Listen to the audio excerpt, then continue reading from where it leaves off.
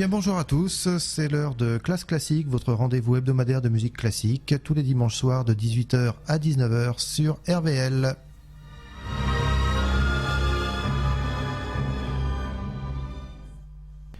Vous avez peut-être entendu à la télévision, à la radio ou lu dans les journaux que ces derniers jours, c'était les folles journées de Nantes. Elles ont commencé mercredi, elles se terminent ce soir. Et si vous n'y étiez pas, écoutez, je vous propose d'entendre quelques artistes que vous avez ratés, tout simplement.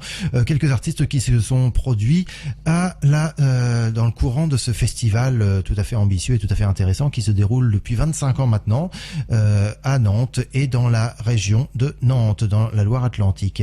Alors voici par exemple le Symphonia Varsovia, un orchestre tout à fait réputé, qui a longtemps d'ailleurs été sous la direction de Yehudi Menuhin. Le Symphonia Varsovia que je vous propose d'entendre, il accompagne d'ailleurs pour la circonstance deux solistes, Sharon Kam et Ori Kam. Sharon Kam est à la clarinette, Ori Kam à l'alto. Il est pour la circonstance dirigé par Gregor Bull dans ce troisième mouvement, Allegro molto du concerto pour clarinette et alto en mi mineur, opus 88 de Max Bruch.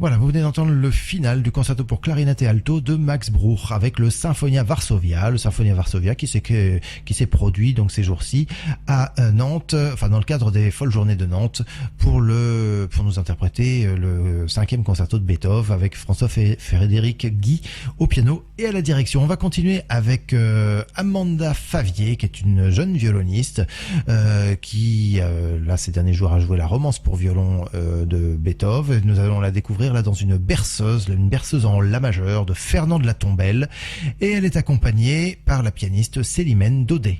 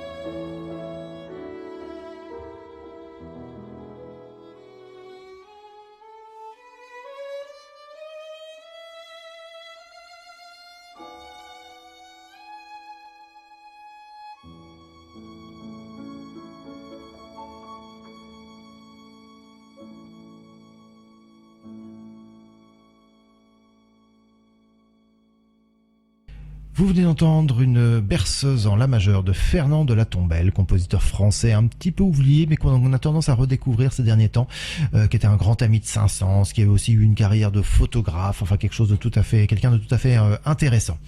Nous allons continuer avec un ensemble prestigieux, c'est le trio Wanderer. Trio Wanderer qui s'est produit ces jours-ci dans le courant des folles journées de Nantes, qui a notamment joué le triple concerto de Beethoven, mais aussi des transcriptions de la 7e symphonie de Beethoven pour trio et piano, violon, violoncelle avec flûte, avec notamment Bernold à la flûte. Je vous propose de découvrir ce trio Wanderer, ou de redécouvrir ce trio Wanderer dans le scherzo, le 3e mouvement allegro du trio numéro 1 de Schubert.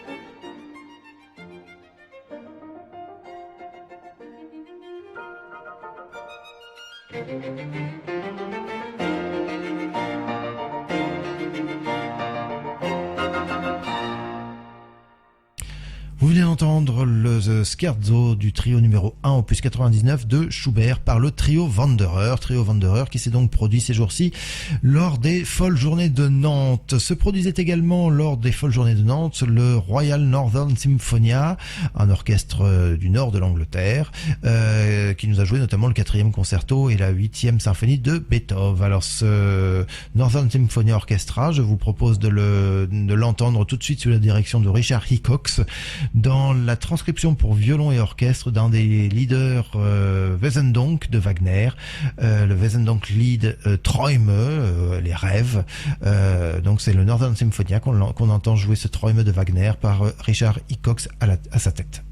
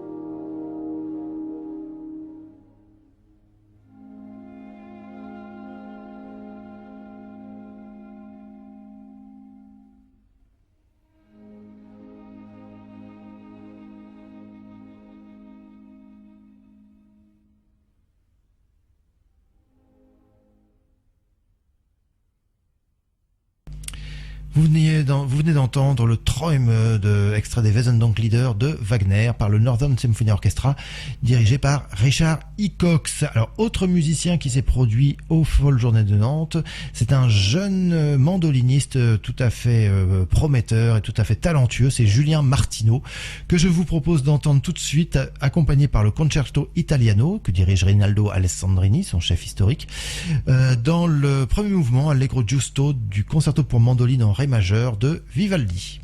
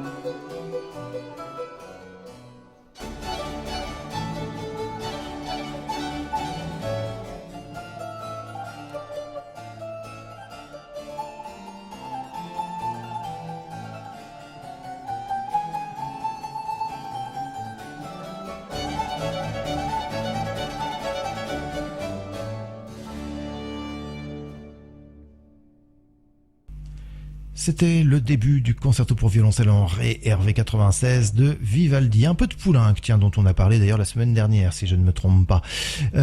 Il s'agit de la sonate pour violoncelle et piano de Francis Poulenc. En voici le premier mouvement, Allegro tempo di marcia, par Jean-François Salk au violoncelle, qui s'est produit donc lui aussi à Nantes, puisque c'est le dénominateur commun de notre émission du jour, les artistes qui se sont produits aux Folles Journées de Nantes cette semaine. Jean-François Salk donc au violoncelle, accompagné de Éric Le Sage au piano.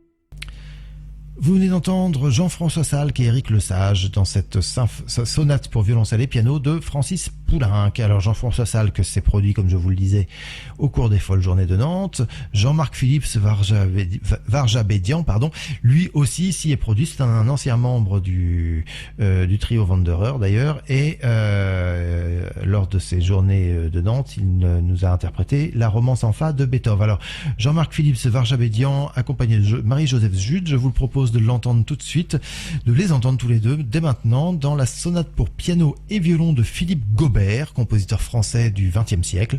En voici le troisième mouvement, Allegro ma non troppo.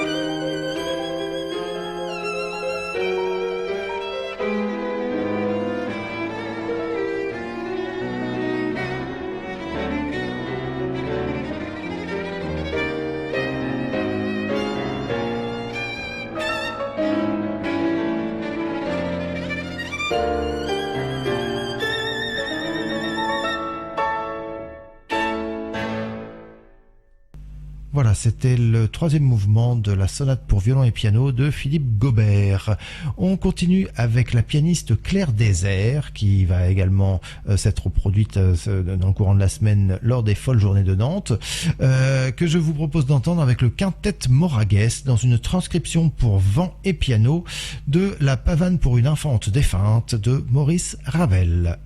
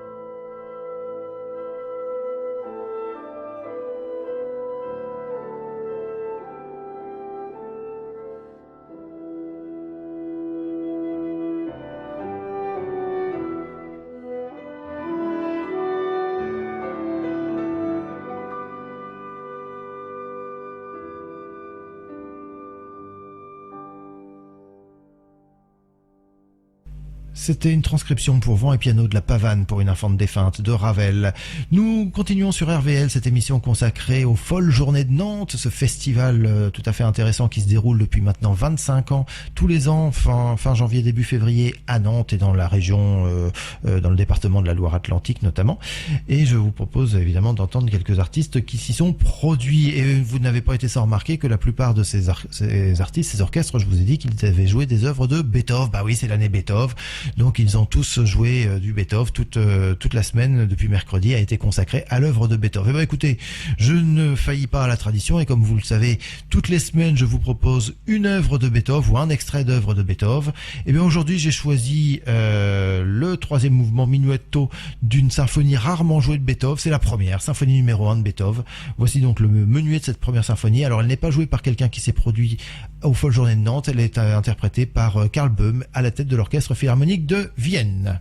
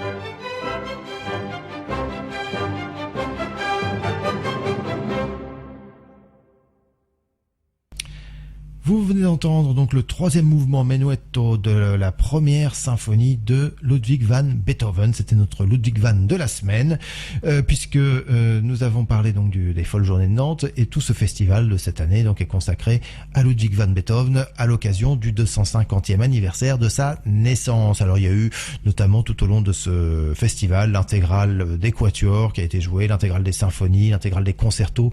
Il y a eu aussi les sonates pour piano, il y a eu aussi les deux romances en fa et en sol pour violon, l'une jouée par Amanda Favier, l'autre par Jean-Marc Philippe Svarjabedian. Enfin, il y a eu que du Beethoven pendant toute la semaine de mercredi à dimanche. Un festival donc à ne pas rater si vous avez l'occasion d'aller par là-bas l'année prochaine. N'hésitez surtout pas.